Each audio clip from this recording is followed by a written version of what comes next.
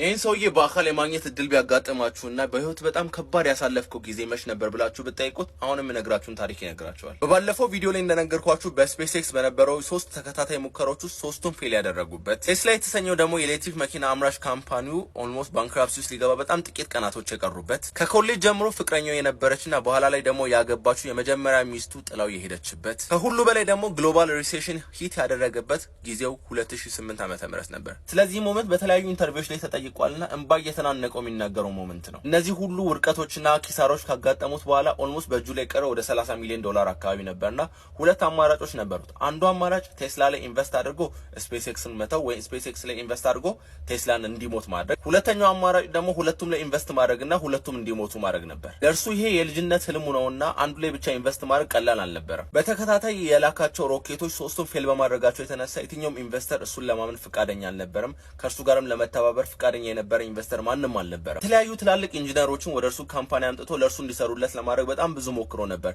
ነገር ግን እርሱን አምኖ ሊመጣ የፈለገ እና የፈቀደ የትኛውም ኢንጂነር አልነበረም። ምክንያቱም የተከበረና በቃ የተረጋጋ የሚሰሩበት ቦታ ነበራቸው። እዚህ ሰውዬ ጋር በተደጋጋሚ ፌል ያደረገ ሰው ጋር መጥተው ራሳቸውን ሪስክ ውስጥ መክተት ማንም የፈለገ አልነበረ። ከዚህ የተነሳሱ እንደሚናገረው ከሆነ በጣም ብዙ መጽሐፍቶችን ስለ ሮኬት ኢንጂነሪንግ አመጣና ማንበብ እንደጀመረ ይናገራል። በቤት ከመሄድ ይልቅ ደግሞ እዛው ፋክተሪ ውስጥ እዛው አለ አይደለ ካውች ላይ እዛው እንትን ውስጥ አለ የሚሰራበት ቦታ ውስጥ መተኛትንና ጠዋት እየተነሳ ይሰራል፣ እዛው ይተኛል፣ እየተነሳ ይሰራል።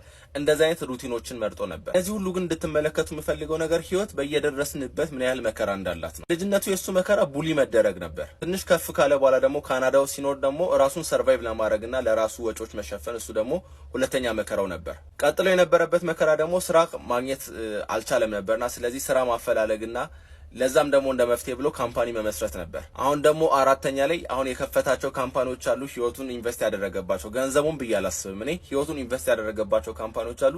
እነሱ ደግሞ ባንክራፕሲ ውስጥ ሊገቡ ሊጠፉ በጣም ጥቂት የቀረበት አጋጣሚ ነበር። ሰው በየትኛውም አቅጣጫ ቢሆን እኛ ባደግን ቁጥር አብሮ መከሮቻችን ያድጋሉ እንጂ መከራ የሚባል ነገር እንደማይጠፋ የዚህ ሰውዬ ህይወት ምሳሌ ሆነናል።